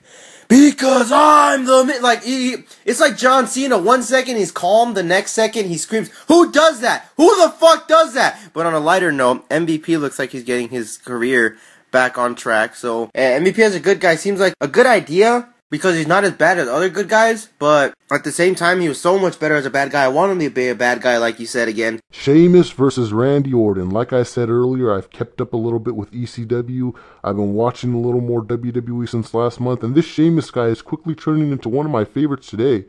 So I was happy when he beat John Cena for the title. So I really hope he keeps the title up until WrestleMania, which I think he will. I mean, it'd be pretty stupid if he lost it before then. I mean, I just don't like how they're making him look weak. You know, they're making it look like he can't win a match on his own, or unless he gets lucky. This isn't the Sheamus that we saw on ECW. The Sheamus we saw on ECW was killing people and ending careers. So I just really hope that one day WWE can stop making Sheamus look weak, and he can just go on this long, hard, dominant run, just squashing everyone that he comes into contact with. I think I would just love Sheamus even more if he was to be booked that way. Like you, I was happy to see Sheamus win the championship, but I'm not as high as you are on this guy. He's new, he's edgy, he's a kick-ass guy, but at the same time, like you said, they're booking him weak, so how are we supposed to believe that he's this kick-ass guy who can beat anybody? They might book him so weak to the point where the only thing that could save him is like something prestigious, like say they bring back King of the Ring or something. I think he should win, and that's probably the only thing that could salvage his career if they keep booking him this week. It looks like Randy Orton's not going to be in the title picture because he's feuding with Legacy, and I called for them to break up last year, and it's barely happening now, so like it's a good thing I took a break from WWE, otherwise I probably would have anheroed by now, but... The Royal Rumble match. I actually stopped watching this match within the first 10 minutes because CM Punk, he just came in and started eliminating guys left and right, and it just made me so mad. There is no wrestler that I hate more than CM Punk. That guy just annoys me, not because he's the bad guy, but because ever since he won the world title 2 years ago, I vowed that I will never like him as long as he lives, and I plan to keep that promise forever. So I was happy when he said that Zack Ryder had potential, though, because that's true. Zack Ryder does have potential to be a future main eventer. Then when he eliminated him, I said, screw this match, and I just turned my TV off. All I know is that The Miz didn't win, so yeah, this was definitely one of the worst Royal Rumble matches of all time. I don't know what match you were watching. You obviously didn't watch it because this was actually one of the better Rumble matches we've had in a while. I mean, we had a few things interesting going on. We had Beth Phoenix eliminating the Great Khali, which was one of the best moments in Rumble history. We also had that thing where Shawn Michaels eliminated Triple H so that he could get to the Undertaker at WrestleMania, and everything went on it was interesting, except the actual winner. And I have a feeling that Edge only won because he was coming back, and they don't really have a plan for him. They'll probably just throw him in some kind of like throwaway feud for the championship at WrestleMania. His heel run in 2009 was interesting, and all of a sudden, you know, he's kind of like a main event player. He's a big-time guy. He killed Zack Ryder, which was amazing to see. Had that thing where Shawn Michaels eliminated Triple H so that he could get to the Undertaker at WrestleMania, and everything went on it was interesting, except the actual winner. And I have a feeling that Edge only won because he was coming back, and they don't really have a plan for him. They'll probably just throw him in some kind of like throwaway feud for the championship at WrestleMania.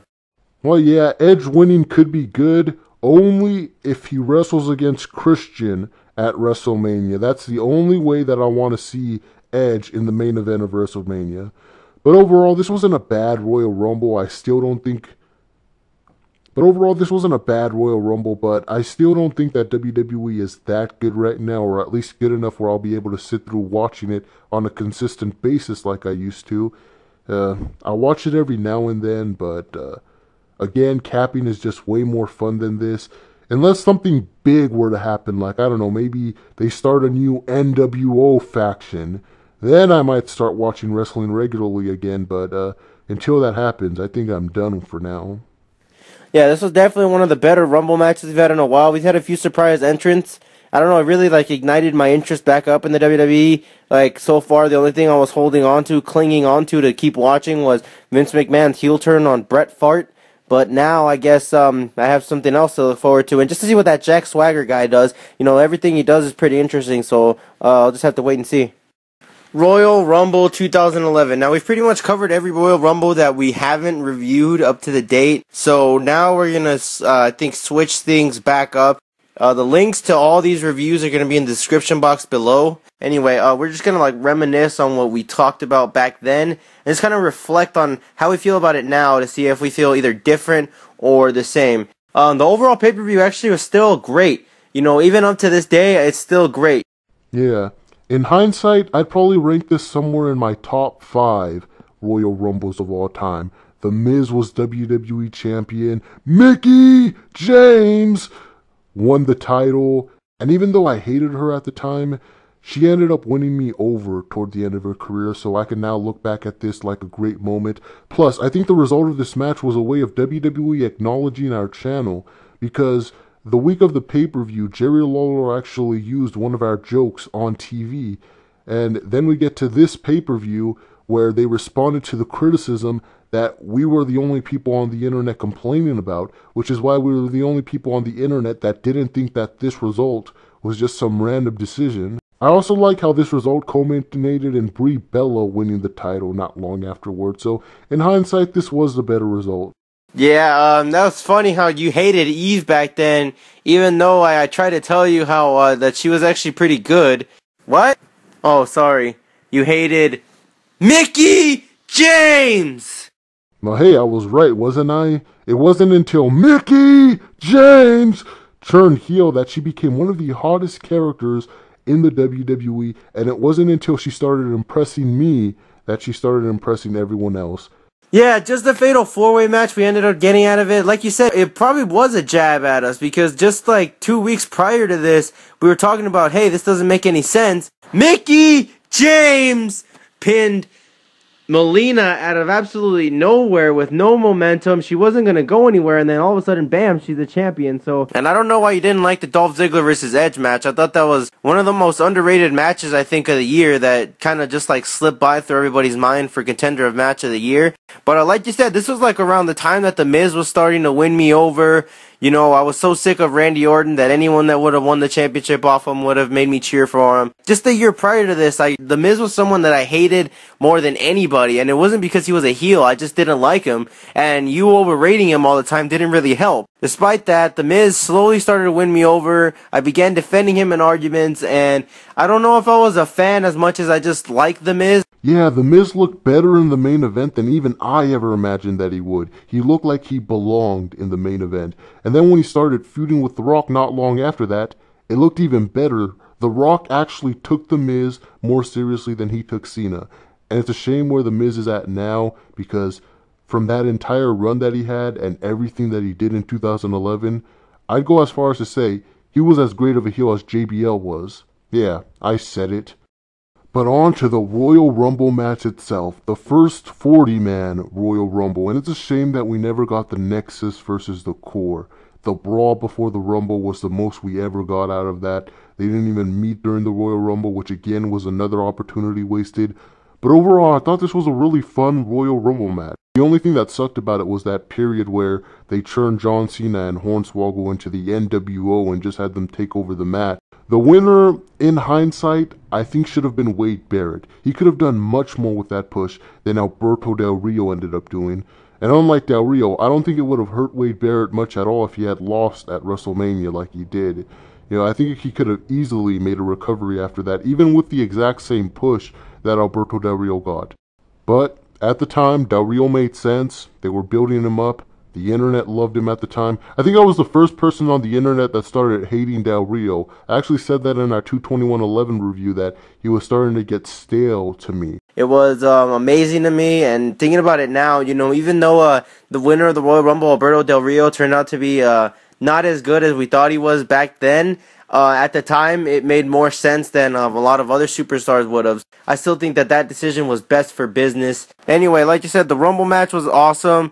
John Morrison, the Spot Monkey, a few returns.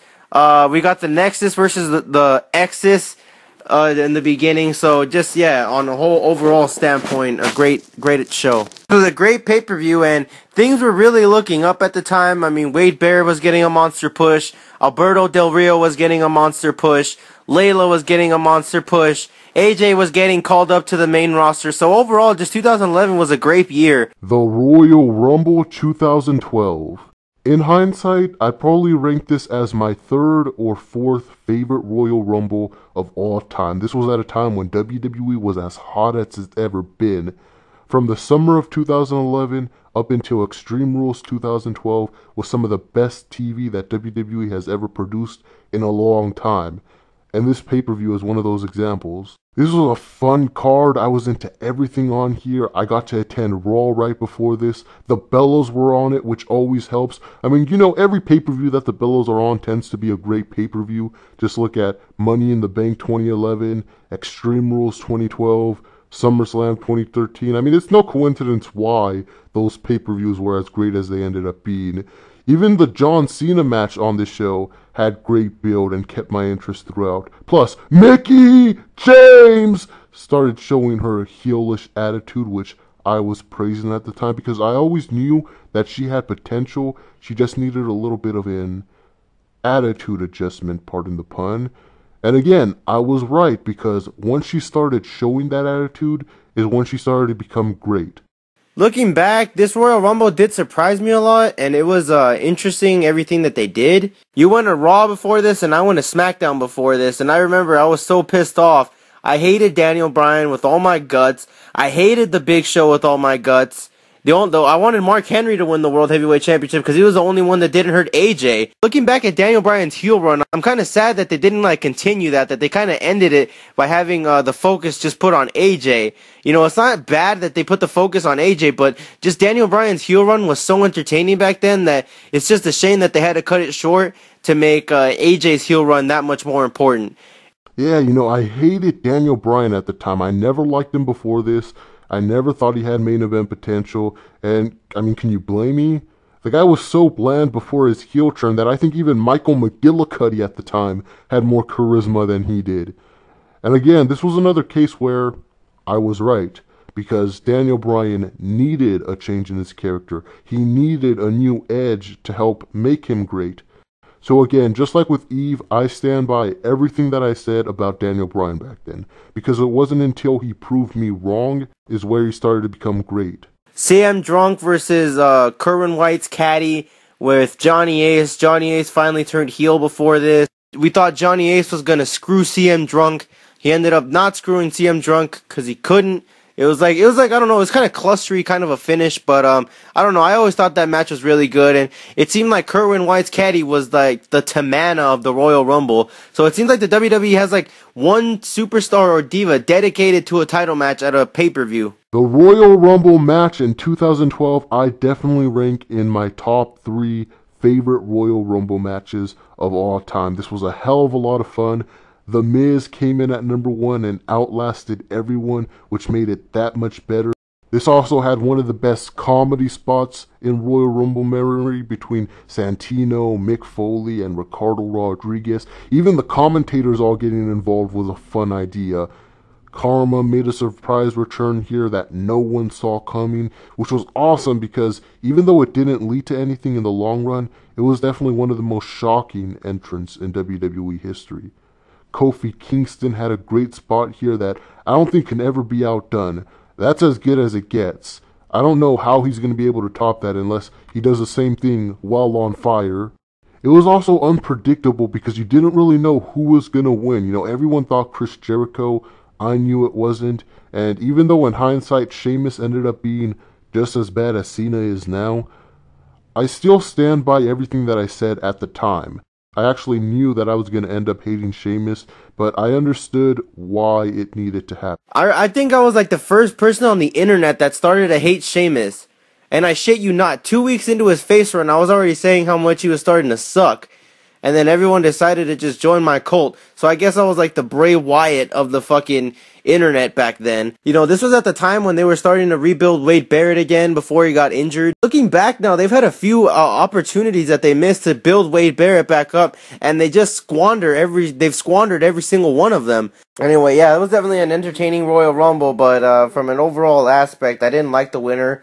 It ended up making sense, but I don't know. I didn't like Sheamus at the time, but I don't know. The Royal Rumble 2013. There is a reason we didn't review this one last year because this was just one of the worst times to be a wrestling fan. Between here and WrestleMania was almost like 2007 all over again, where it just could not get any worse if they tried.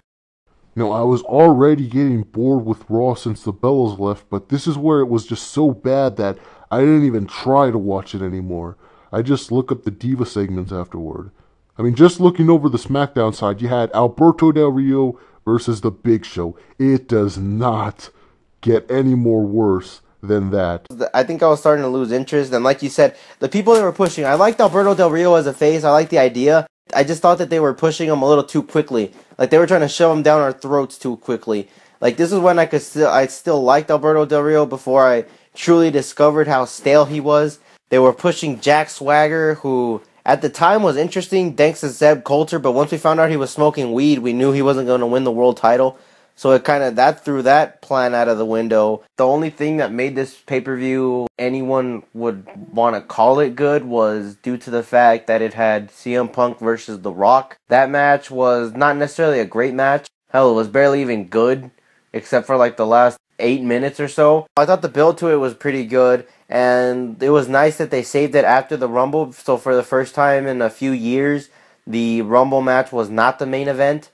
Yeah, this was a great moment. But the thing that ruined it was what it was all setting up to. The pointless rematch that no one wanted to see and that no one even really remembers. That's why I couldn't watch an episode of Raw, not even for the Divas, because even that started to go back downhill after Eve left and before the Bellas came back. And the Spanish announce team even said before the start of the show that Caitlyn versus Tamana was supposed to happen at the Royal Rumble, but that didn't happen. I mean, not that I'm complaining because the match sucked, but that just shows you right here how bad of a shape everything in early 2013 was. You're right. I mean, 2013, looking back at it, it wasn't... The only real highlight was probably the Divas. And it's hard to believe that because that was like the only thing that the WWE was missing in 2011. And it didn't even happen until halfway through when they decided to start AJ versus Caitlyn, because they weren't doing anything with Caitlyn either. Yeah, I think 2013 overall was just not a good year. I mean, it had its flashy moments where it looked like it was going to be really great. Like during the summer, it looked like it was starting to be really great. 2013, you had SummerSlam, you could say, but that was pretty much like the only good pay-per-view, I think, besides Payback. And it's hard to believe that SummerSlam and Payback were the only two good pay-per-views of the year. Just from an overall standpoint, just a shitty Rumble capping off a shitty year, and it seems like we have a trend here. The year shapes up how the Royal Rumble is. I mean, you look at the Rumbles from 03 to 06, and they were all great. And what happened? All those years were great. The Rumble in 08, it was okay. The year, I guess you could say it was okay. The Rumble in 07, it wasn't that good. I mean, I like the winners, but it wasn't that good. And what happened? The year wasn't that good. 2011, 2012, the Rumbles were good, the years were good. 2013, the Rumble was shitty, the year was shitty. So it seems like the way the Royal Rumble goes is the way the year is going to go for the WWE. I don't know, I never noticed that trend until now, but so maybe we should just pay attention to the Royal Rumble 2014 and see if the trend continues. Yeah, I was starting to notice that too. Like 2006, it was starting to get edgy. The year was edgy. 2007 was depressing. The year was depressing. 2008, you saw improvements. The year was pretty much improving. 2009 made us stop watching the WWE, and from what I hear, that was the worst year in WWE history. 2010 was meh. The year was meh, since the only good thing was the Nexus. The sad thing is, the 2014 Royal Rumble looks like it's going to be crap on paper, which might be accurate, since as we went over the whole roster, we realized that the year just looks like it's not going to be that good at all. So I think we finally cracked WWE's code. This was a lot of fun, going back, feeling like a kid again. I actually think I learned a lot about myself from this that I never really thought about before. I don't know, maybe we'll do all our pay-per-view series reviews like this. We're going to do this every month for every pay-per-view that we've ever watched. So tune in. This has been MTO and Omar for the MTO Omar reviews, saying yada yada yada, blah blah blah, the end.